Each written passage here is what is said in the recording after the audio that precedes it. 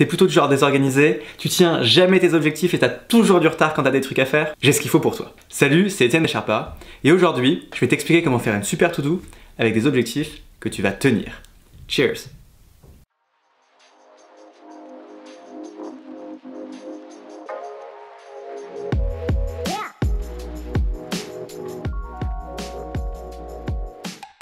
Pour que tes listes soient efficaces, tu as besoin de les avoir toutes centralisées au même endroit. À partir de là, tu as trois options.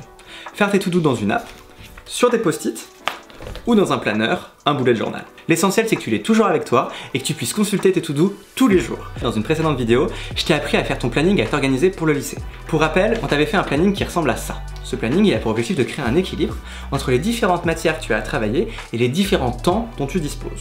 Je reviens pas trop sur ces notions, je considère que tu les as déjà vues. On passe à la méthode. En dehors des cours, ta journée est divisée en créneaux.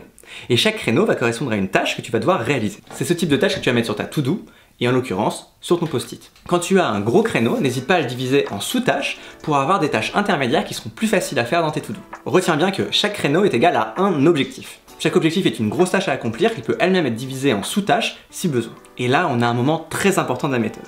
Tes objectifs doivent être SMART. SMART, c'est un acronyme pour spécifique, mesurable, ambitieux, réel et temporel.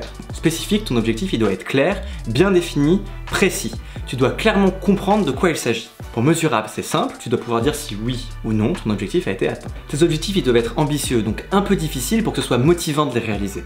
Maintenant, il faut aussi qu'ils restent réalistes, sinon tu vas te décourager et tu n'arriveras pas à les faire et ce serait quand même dommage. Réel, c'est un petit peu abstrait au début, mais en fait, justement, tes objectifs doivent être concrets, ils doivent être réels, ils doivent être basés sur des résultats, sur une activité, sur quelque chose que tu vas vraiment faire. Enfin, temporel, ça veut simplement dire que chacun de tes objectifs doit être systématiquement associé à une deadline. Si tu dois retenir une définition très simple, un bon objectif est toujours spécifique, mesurable et réalisable. Par exemple, écrire sur ta to-do « Ce soir, je fais des exos de maths », ce n'est pas un bon objectif. Pourquoi?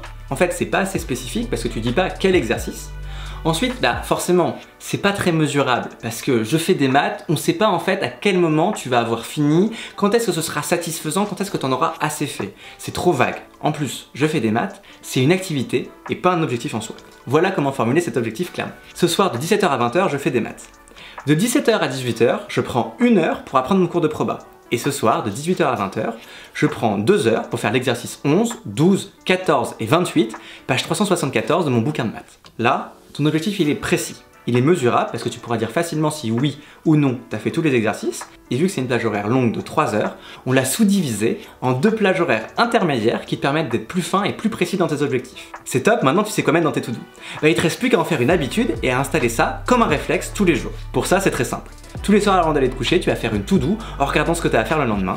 Et ensuite, il te restera plus qu'à exécuter dans la journée. Tu sais maintenant faire des to-do efficaces avec des objectifs que tu vas tenir. J'espère que cette vidéo t'a plu. Si oui, lâche un pouce bleu, abonne-toi et n'oublie pas, reste smart.